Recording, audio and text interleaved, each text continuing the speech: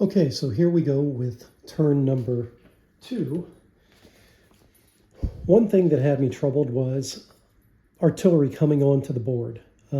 Artillery can only move forward if it is accompanied by a force of 50 points. And again, these point values, infantry is 5 points in this case for half of a regiment. Cavalry is 10 points for a unit, which we've got 2 over there. And then standards are worth 10.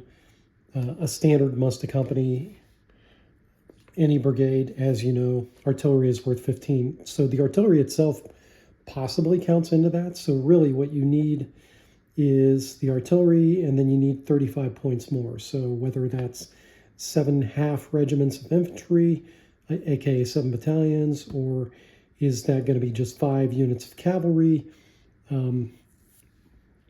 In other words, 5 companies of cavalry, 500 men. Unsure, but I think that is the intent. The other thing that comes into play is if you want to detach infantry from your main body of troops, right? If they're out of supporting distance from the rest of your troops, then they have to be in a unit with its own standard, and again, a force of 50. Otherwise, you're subject to some forfeitures. So when we start talking about possibly coming down here to this end of the board to Johnson's Ferry and attempting a crossing down there, or way down there near Powers Ferry and making a crossing there, if I divide my forces as the Union player, I have to be careful that I don't go dip below that amount. Otherwise, the opposing side can challenge. Same thing on the Confederate side. These crossing points, as we saw in the video yesterday, these crossing points are potentially not fordable. I'm going to make the Soap Creek crossing point definitely fordable. So another decision point as the Union commander is whether or not to come down here and attempt this crossing. Well, it turns out that if you detach cavalry, cavalry can operate on the flanks like this and does not have that 50 unit point requirement. We got to be careful to distinguish between these command points that we're tracking over here and these unit points that are just values for the pieces. But anyway, cavalry can operate independently. So I think the smartest play for me as the Union player then is to detach my cavalry on both the flanks and head out and check out both those crossing sites to see what's going on. Now, flipping over to the Confederate side, which is going to go next, because it's an I go, you go kind of system. The Confederate side has a decision point as well, right? Their orders are to screen this entire area with their cavalry, which is fine, and then use their engineering resources, which I need to bring on the board, by the way, because the way I set up the scenario, the engineering resources are supposed to be near this hill. I'm going to put these engineers on this reverse slope area. They're carrying with them, I'm just going to say, 3 blocks of baggage that enables the Confederate troop to entrench 3 half regiments of infantry, but I might change that to 6. I think I did change that to 6 in the scenario document. Anyway, so those guys should have already been on the board along with the people that originally erected the fortifications and occupied them. So that's fixed now. But the Confederate player, his choices, again, he has cavalry units too, but he has to keep his infantry together within supporting distance, and he can't move his artillery forward without a sufficient sized force too. So he needs to bring on board his artillery pieces at this next move. And then finally, one other thing that I noodled over this morning and kind of realized with these forfeitures is that there is no requirement that you use a maneuver move when doing these initial turns of the game. I need to go back and double check that. Just a minute. Yes, I just double checked it. So this advance in the fire move, and I checked Totten's original work as well, not just my notes, but during the advance in the fire, there's no requirement that you use maneuver move. You could use regular moves. Same thing in the skirmishing phase. You can definitely do regular moves, single maneuver, or a single capture. So I'm going to say that a smart player would actually game this system and use some combination of regular moves to make sure that he's not forfeiting anything to the opponent. The other thing that I noticed upon reviewing the rules very early this morning was the fact that you get 10 minutes per counter that you expend. So if you only use your regular counter, you get 10 minutes to make your moves. But there's no need to worry. You get another 10 minutes if you tap into your reserve counters. So potentially up to 30 minutes could be spent on your side making moves, provided that you're actually expending one counter before you move on to the next one. Okay, enough jabberjawing. We're down here at the Confederate side again. And let's look at the turn sequence. Each turn entitles the player to expend one counter. So all of this doesn't matter. We've already moved the 14 points from last turn from turn 1 into the IOU. So he gets back his 50. Then it says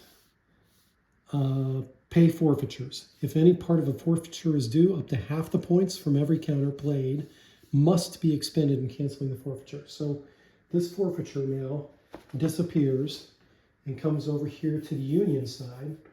His counter is at 0, if you recall, because he moved his stuff over into the IOU. So he gets these 14 points right now. And now I can make arbitrary captures. There's no captures during the advance and fire. And now I can make moves and captures. Well, no captures, but I can make my moves now. Okay. So since I'm about to start the Confederates actually moving, here we go. 10 minutes on the counter. So I do want to bring this artillery on board, but I need to clear out the movement areas. I want my cavalry to remain flexible out here. And here we go with movement. So we're doing maneuver moves right now for the cavalry. Let's see. They're moving on the oblique. I'm going to say, again, they're going to do the same thing. They're going to screen out here over in these areas on the flank. So cavalry, oblique, 5 point. He can move up to 5, and since each square is 5 points, that enables me to move 5. So 5 on the oblique. And again, facing does not matter in this. It's kind of interesting that way, in that it says that the change in facing is basically subsumed into actually making a maneuver. So that cavalry unit goes 5 that way.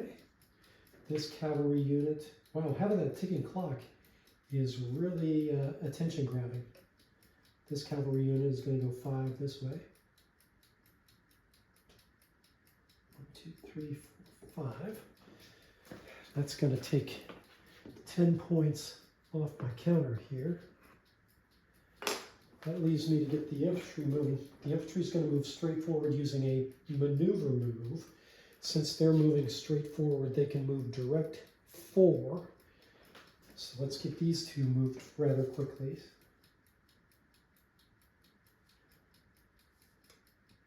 And again, when I'm playing WRG, I discovered that writing out orders in 10 minutes as WRG rules for medieval warfare and ancient warfare kind of keeps the mind pretty sharp.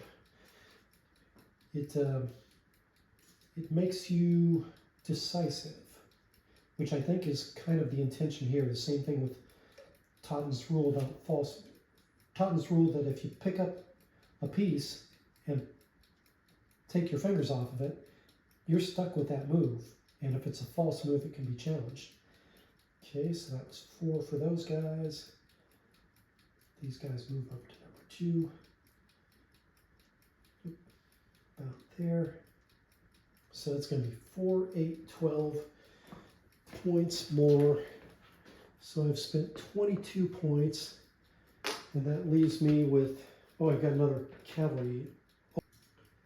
Okay, fix this. So that would have been 555 is 15. 15 and 12 is 20. 27. I still got 13 points left. I gotta get this artillery moved up. Did I move? Yeah, I moved 1, 2, 3 infantry. So 12 times 4. This infantry guy can move up 4. Let's move him up 4. No, he can only move 3. He's going on the oblique. He can only move 3. So he's moving up just above this churchyard. So that takes us another 3. So that'll take us to 30. Man, running out of time here. Artillery, maneuver move. On the oblique. 4. 1, 2, 3, 4.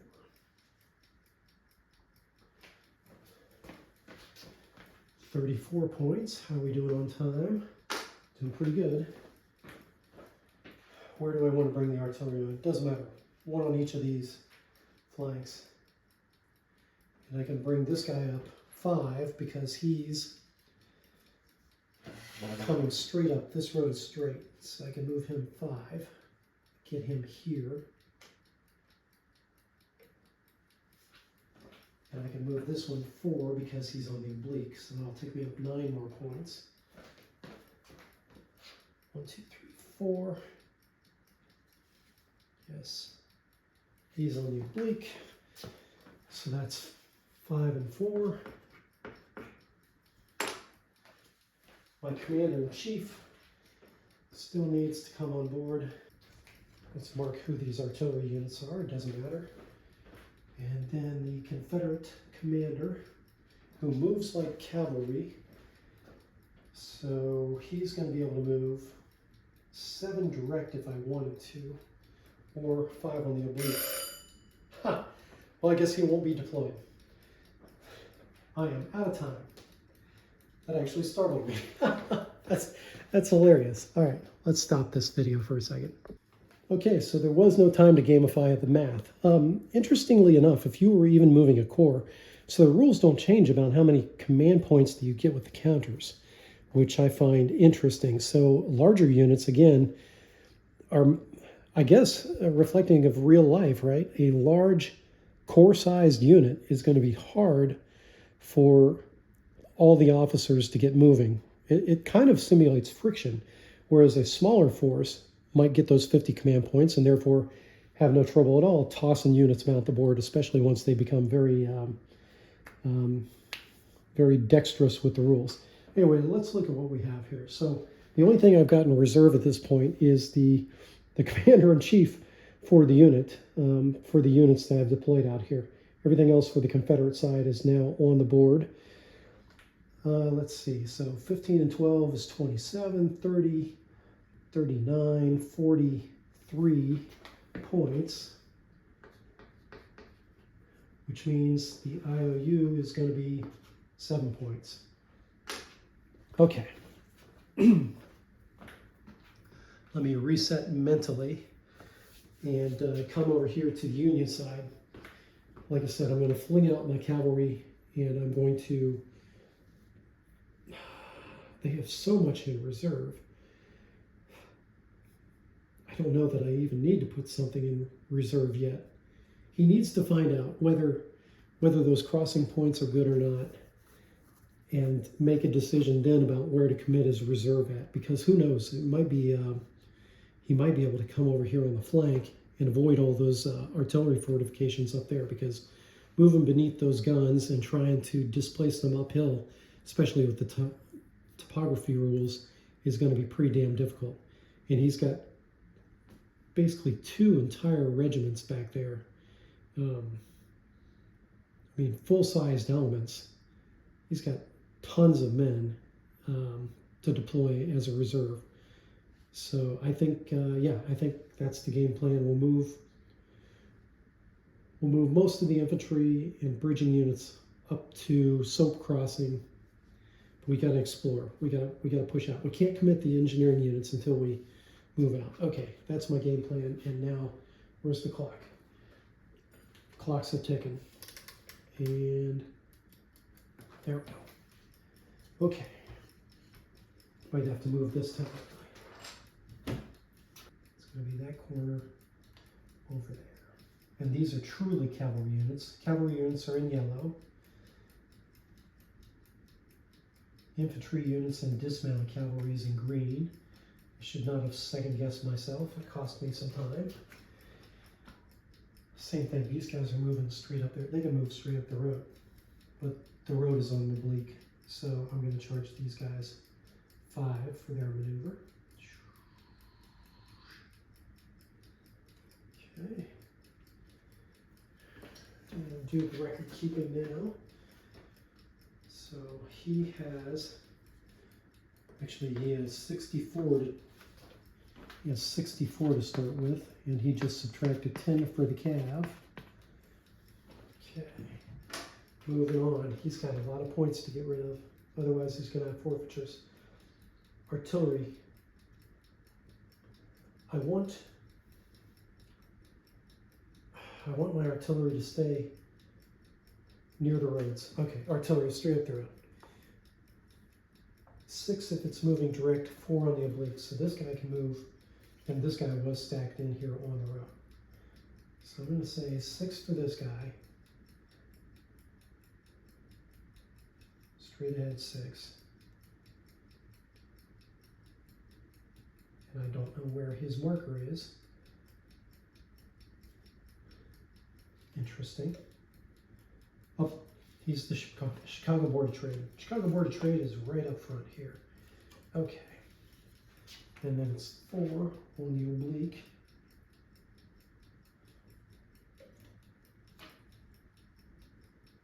So somewhere up here at the road junction for these guys.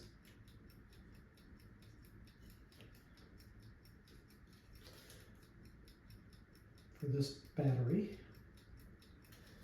And then this is on the oblique as well, so oblique again is 4 for artillery. So oblique. 1, 2, 3, 4.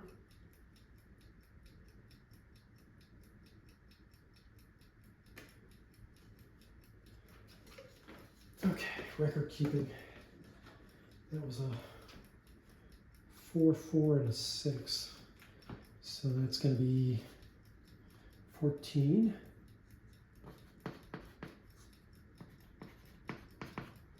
That leaves me with, I got time to think about this for a minute here. So the 14 is going to cancel out. That's going to leave me with 40 left. 64 minus 24 is 40. Still got plenty of points. Let's move up the engineers. Engineers move as infantry, don't they? Let's double check. It's going to cost me time, but let's double check. Engineers. Engineers use infantry as their movements, but we're maneuvering. Let's see, how much can infantry cost me? Infantry, if I'm doing regular movement, I can burn a lot of points with those guys. I can burn 3 points per inch for those guys. It's triple cost. Okay, yeah, so let's move these engineers up using the maneuver move, costing me just 1. And since they're going direct as infantry, they get 4. So they're going straight ahead 4 towards Soap Crossing here. They've got their baggage with them. Their baggage entitles them. It is 6 pieces of baggage, by the way. I just remembered.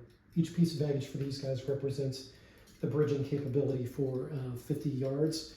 And each of these 6 pieces of baggage, each of these blocks is 2 baggage. Those represent the ability to cover a half regiment of infantry. So quite a lot of entrenchment. I might rethink that. I'm still figuring out the scenario rules. Okay, where are we at? 5 minutes. We just moved the engineers 6. So that takes us down to 34. Got to burn up a lot of points here with the infantry. Straight ahead, oblique, oblique. Straight ahead. So this infantry guy, if he moves straight, he can do 4. 4 times 3 is a regular move, because infantry can move like a rook, north, south, and east, west, using regular move. So 3 times 4, that's going to cost him 12 if I do a regular move, which I am. So that move's costing him 12. So 34 minus 12 leaves me with 22. Plenty of time to move these other two guys. And on the oblique infantry can move 3. 3 times 3 is 9, so this move is going to cost this guy 9.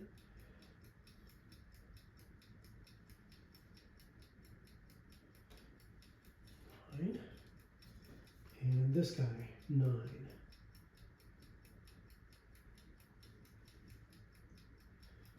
Okay.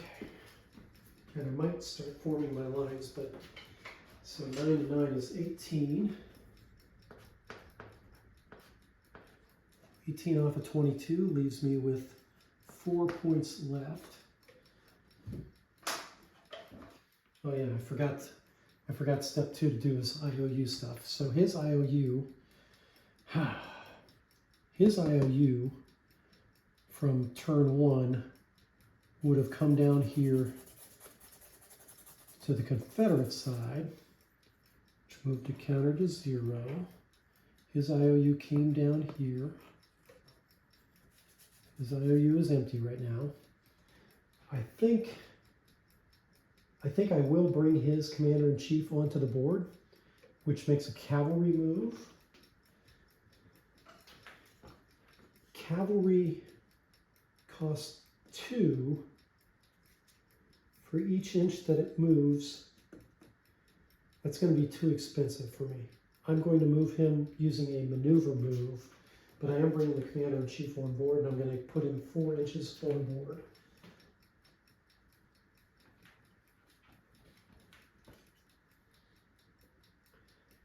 And I want him centrally located, so I think I'm going to move him here.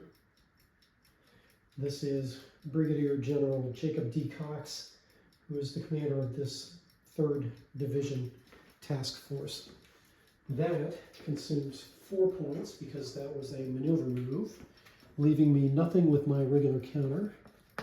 Nothing goes in the IOU, and there is nothing left, and I have a few minutes left to jabberjaw. But that's it for turn number 2.